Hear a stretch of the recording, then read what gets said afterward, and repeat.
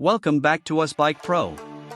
Today we are talking about the legendary commuter motorcycle, the 2026 Hero Splendor Plus, a bike that continues to dominate the roads with its reliability, fuel efficiency, and affordable maintenance. The new 2026 model brings subtle upgrades while keeping the trusted DNA that riders love. Timeless and practical design.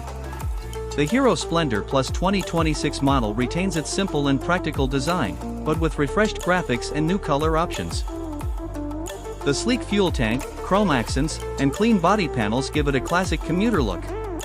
Its lightweight frame makes it easy to handle in city traffic and narrow streets, making it ideal for daily riders. Engine and performance. Powering the 2026 Splendor Plus is a refined 97.2 cubic centimeters air-cooled engine designed for smooth and efficient performance.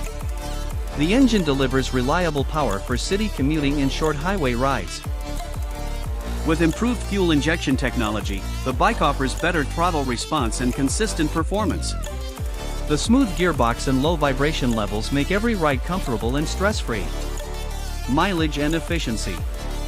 Mileage has always been the strongest point of the Splendor Plus, and the 2026 version continues the tradition.